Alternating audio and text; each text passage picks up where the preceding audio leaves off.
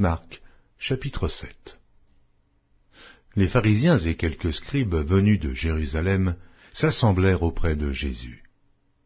Ils virent quelques-uns de ses disciples prendre leur repas avec des mains impures, c'est-à-dire non lavées. Or les pharisiens et tous les juifs ne mangent pas sans s'être lavés soigneusement les mains, conformément à la tradition des anciens. Et quand ils reviennent de la place publique, ils ne mangent qu'après s'être purifiés. Oh, ils ont encore beaucoup d'autres observances traditionnelles, comme le lavage des coupes, des cruches et des vases d'airain. Et les pharisiens et les scribes lui demandèrent : « Pourquoi tes disciples ne suivent-ils pas la tradition des anciens, mais prennent-ils leur repas avec des mains impures ?» Jésus leur répondit : « Hypocrites, Ésaïe a bien prophétisé sur vous, ainsi qu'il est écrit : Ce peuple m'honore des lèvres, mais son cœur est éloigné de moi. C'est en vain qu'il m'honore, en donnant des préceptes qui sont des commandements d'hommes. Vous abandonnez le commandement de Dieu et vous observez la tradition des hommes. » Il leur dit encore : « Vous anéantissez fort bien le commandement de Dieu pour garder votre tradition, car Moïse a dit : Honore ton père et ta mère.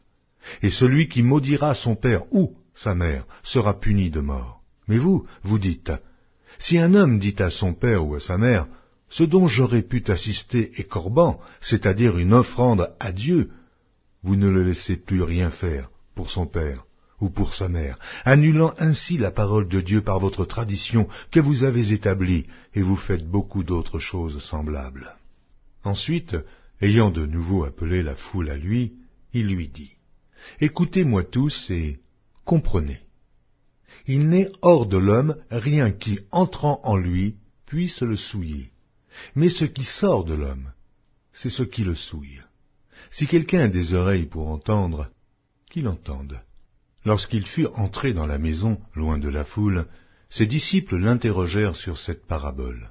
Il leur dit : « Vous aussi, êtes-vous donc sans intelligence ?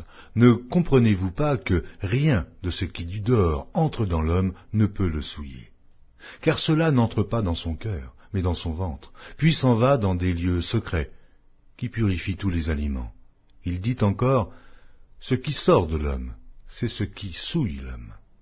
Car c'est du dedans, c'est du cœur des hommes que sortent les mauvaises pensées, les adultères, les impudicités, les meurtres, les vols, les cupidités, les méchancetés, la fraude, le dérèglement, le regard envieux, la calomnie, l'orgueil, la folie.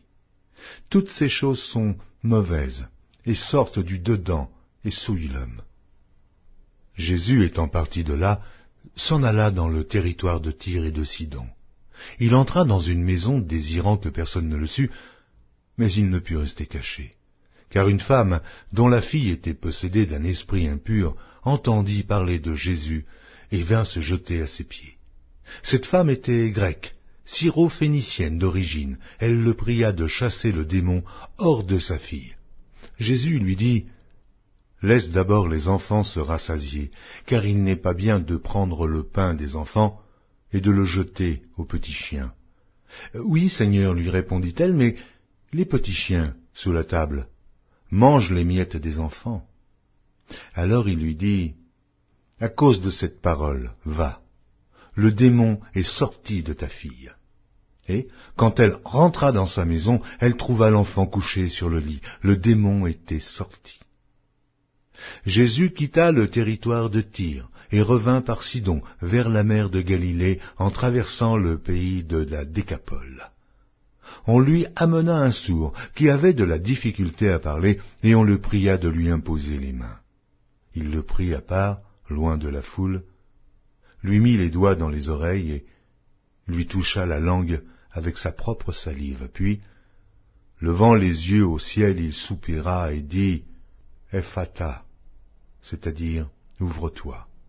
Ainsi ses oreilles s'ouvrirent, sa langue se délia, et il parla très bien.